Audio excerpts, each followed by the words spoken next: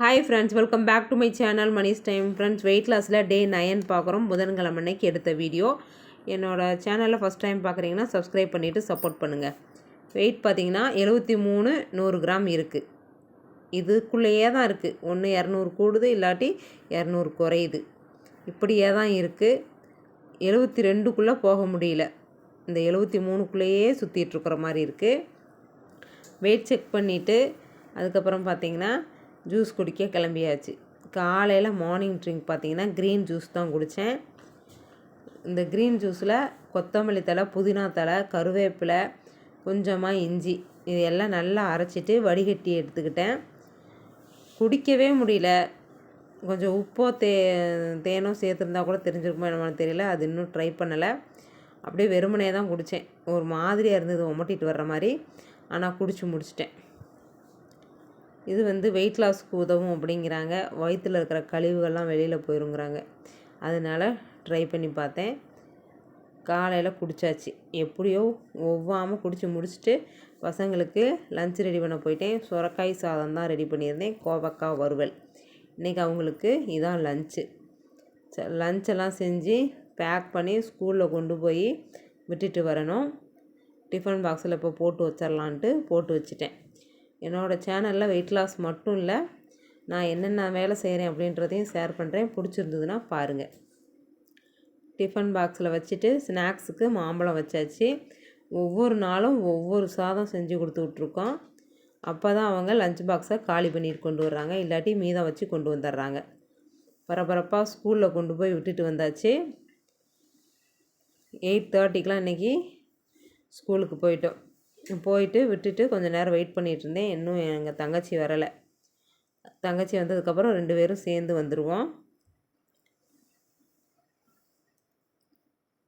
காலையில் அவங்க தூங்கும்போது எழுப்புறத விட ஒவ்வொரு வேலையாக சொல்லி சொல்லி சொல்லி சொல்லி கிளப்பி வீட்டுக்குலேருந்து ஸ்கூலுக்கு கூட்டிகிட்டு போவங்கள நமக்கு தலைவலி எடுத்துருது.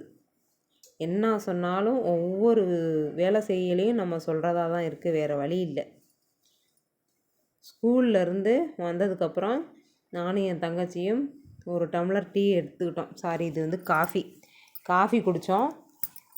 அவள் எங்கள் வீட்டுக்கு வந்தாலும் நான் அவங்க வீட்டுக்கு போனாலும் என்னோடய டயட்டில் துண்டு விழுந்துடும். அங்கே போனேன்னா நான் பாட்டுக்கு எடுத்து எதையாவது சாப்பிட்ருவேன். அப்படி இல்லைன்னா அவள் இங்கே வந்தான்னா டீ போடு, காஃபி போடுன்னு குடிச்சு போடுவோம். கட்டுப்பாடாக இருந்தோம். எப்படியோ டீ குடிக்காமல் நான் சக்கரை ஒரு வழியாக உள்ளே போச்சு. அந்த புட்டுலாம் சாப்பிடும்போது காஃபி டீ குடிக்காமல் இருந்தோம். ஆனால் இன்றைக்கி குடித்தாச்சு. குடிச்சிட்டு கொஞ்சம் நேரம் கழித்து பிரேக்ஃபாஸ்ட் எடுத்துக்கிட்டேன். சுரக்காய் சாதம் பசங்களுக்கு லஞ்ச் கட்டி கொடுத்தது போக மீதி இருந்தது. அதைத்தான் சாப்பிட்டேன். சும்மா கொஞ்சமாக தான் இருக்கும் அப்படின்னு கை காமிச்சிட்டு இருந்தேன். நான் செம்ம டேஸ்ட்டாக இருந்தது. ஒயிட் ரைஸ் சாப்பிட மாட்டிங்களான்னு கேட்டாங்க. மறுநாளே 2 நேரமும் ஒயிட் ரைஸ் தான் சாப்பிட்டேன். எந்த சீக்ரெட்டும் வெளியே சொல்லக்கூடாது போல இருக்குது. சொன்னால் உடஞ்சி போயிடுது. சீக்ரெட்டுன்னு சொல்ல முடியாது. நம்ம வீடியோ ஷேர் பண்ணும்போது இது சீக்ரெட்டுன்னு சொல்ல முடியாது. சொல்கிறேன். நான் ரைஸ் சாப்பிடுவீங்களா அப்படின்னு கேட்டாங்க. சாப்பிடுவேன்னு சொன்னேன். ஆனால் இப்படி மறுநாளே 2 நேரமும் சாப்பிடுவேன்னு நானே எதிர்பார்க்கல. லஞ்செல்லாம் பிரேக்ஃபாஸ்ட் சாப்பிட்டு முடிச்சுட்டு அதுக்கப்புறம் மாவு அரைக்கிற வேலை இருந்தது. மாவு அரைக்க கிளம்பிட்டேன். மாவு அரைச்சி எடுத்து கரைச்சி வச்சுட்டு அதுக்கப்புறம் முறுக்கு மாவு அரைக்க வேண்டியது இருந்தது. அதை அரைச்சேன். பசங்களுக்கு வீட்டிலையே முறுக்கு போட்டு கொடுக்கணும், ஸ்நாக்ஸுக்கு கொண்டுட்டு போவாங்கள்ல. அதனால் அடுப்பில் சாப்பாடு வச்சுட்டேன் வேகட்டும்னு. சிறுகீரை ஒரு கட்டு வாங்கிட்டு வந்திருந்தேன். அதை தான் இப்போ கிள்ளி வைக்க போகிறேன். இந்த கட்டில் ரொம்ப கழிவு இருந்தது. பாதி கீரை அழுகி போனது தான். 25 ரூபா கொடுத்து வாங்கிட்டு வந்து ஒரு பிரயோஜனமும் இல்லை. எப்போவும் வாங்குறவர்கிட்ட வாங்கியிருந்தால் நல்லா ஃப்ரெஷ்ஷாக இருந்திருக்கும். வேறு ஒருத்தர்கிட்ட வாங்கவும் ரொம்ப கீரை நல்லா இல்லாமல் போச்சு. குக்கரில் பருப்பு போட்டு வச்சுட்டேன். அது ரெடி ஆனதுக்கப்புறம் கடைஞ்சி வச்சிடணும். இங்கே மாவு ரெடி ஆயிடுச்சு. கரைச்சி வச்சுட்டு மூடி போட்டு வச்சுட்டேன். நல்லா பொங்கி வந்ததுக்கப்புறம் உப்பு போட்டு கரைச்சி ஃப்ரிட்ஜுக்குள்ளே வச்சிட வேண்டியது தான். இப்படி தான் 1-2 வேலை நான் செய்கிறதையும் ஷேர் பண்ணுவேன். பிடிச்சிருந்ததுன்னா பாருங்கள். அப்புறமா கண்டிஷனாக டயட் இருக்க மாட்டேன், சீட்டும் பண்ணுவேன். சாப்பாடு வடித்து வச்சுட்டோம். அவங்க வரும்போது சாப்பிட்டுக்குவாங்க. வாய் உளருது. முறுக்குக்கு வந்து இப்போலாம் மாவை கிரைண்டர்லேயே போட்டு அரைச்சிட்டு சுட்டுக்கிறது. ஃபஸ்ட்டெல்லாம் அரிசியை கழுவி காய வச்சு அரைச்சிட்டு வந்து பிசையிறதுக்கு கீவி டக்காவை தொலைவி இத்தனை வேலை போகும். இப்போல்லாம் நான் வந்து கிரைண்டரில் போட்டு அரைச்சி நானே சுட்டுக்கிறது. எந்த பதமாக இருந்தாலும் நம்ம செய்கிறதான் பதம்னு சுட்டுறது. அது ஓரளவுக்கு பரவாயில்ல, மோசம் இல்லாமல் கரெக்டாக வந்துடுது. முறுக்கு வந்து எனக்கு தெரிஞ்ச மாதிரி போட்டு எடுத்து வச்சுட்டேன். ஆனால் நின்று காலு தான் வலி எடுத்துருச்சு. முறுக்கு சுடும்போது அந்த எண்ணெய் வாசம் என்னால் முடியல. அதுக்கப்புறம் முறுக்கு சுட்டுட்டு டேஸ்ட் பார்க்குறேன்னு ஒரு 2 முறுக்கு எடுத்து சாப்பிட்டேன். 2 3 முறுக்கே இருக்கும். சாப்பிட்டு தண்ணி குடித்தேன். லஞ்சே சாப்பிடல, அதோடய நிறுத்தியாச்சு. சாப்பிடவும் தோணலை, வயிறு ஃபுல்லாகவே இருந்த மாதிரி இருந்தது. முறுக்கெல்லாம் சுட்டு வச்சாச்சு. உங்கள் பசங்களுக்கு நீங்கள் என்னென்ன ஸ்நாக்ஸ் செஞ்சு வீட்டிலையே செஞ்சு கொடுப்பீங்க அப்படின்றதையும் சொல்லுங்கள். செஞ்சு வச்சுட்டு ஈவினிங் டைம் பசங்களாம் டியூஷன் போனதுக்கப்புறம் வாக்கிங் போயாச்சு.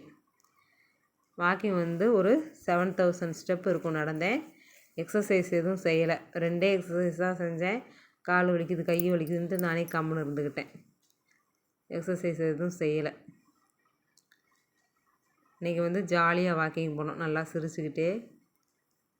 நல்லா பசுமையாக இருக்குது பாருங்கள் பார்க்கு. ஃபுல்லாக வாக்கிங் போயிட்டே தான் இருந்தாங்க. பத்தாவதுக்கு என் தம்பி வேறு எங்கள் பின்னாடியே வந்துக்கிட்டு ஓடிக்கிட்டு இருந்தான்.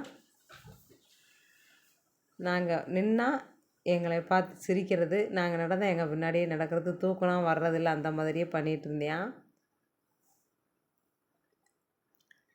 ஓரளவுக்கு வாக்கிங் முடிச்சுட்டு வீட்டுக்கு வந்துட்டோம். சாயந்தரம் ஆயிடுச்சுன்னா பார்க்கில் வாக்கிங் போகிறவங்க தான் அதிகமாக இருப்பாங்க. வேக வேகமாக நடந்துக்கிட்டே இருப்பாங்க. ஒரு ரவுண்டு இந்த பக்கமும் ஒரு ரவுண்டு அந்த பக்கமும். எவ்வளோ ஆரோக்கியமாக இருக்கிறாங்க பாருங்கள். அப்புறமா கொஞ்சம் நேரம் இவனோடையும் சேர்ந்து விளையாண்டுட்டு அதுக்கப்புறம் விட்டுட்டு வீட்டுக்கு வந்துட்டோம். எங்களை வாக்கிங்கே நடக்க விடல இவர். அங்கே அம்மானுட்டே கிடந்தான். விளையாட வச்சுட்டு அவங்க அம்மாட்ட விட்டுட்டு வீட்டுக்கு வந்துட்டோம். இது வந்து வாக்கிங் ஸ்டெப்பு. நைட்டு பார்த்திங்கன்னா சாப்பாடு எதுவும் எனக்காக ரெடி பண்ணிக்கல. சுரக்காய் மட்டும் சாப்பிட்டுக்கலான்னு நினச்சேன். அப்புறமா பசி ஆயிடுச்சு. சாப்பாடு கொஞ்சமாக போட்டுட்டு கீரை குழம்பு ஊற்றிட்டு சாப்பிட்டேன். இதுதான் என்னோடய டின்னரு. இந்த மாதிரி தான் போச்சு இன்றைக்கி டயட்டு. ஃபுல்லாக சாப்பாட்டிலே போயிடுச்சு. இன்றைக்கி வந்து ரைஸ் டே, அந்த மாதிரி தான் இருக்குது. 2 நேரம் சாப்பாடு சாப்பிடாம இருக்கவும் முடியல.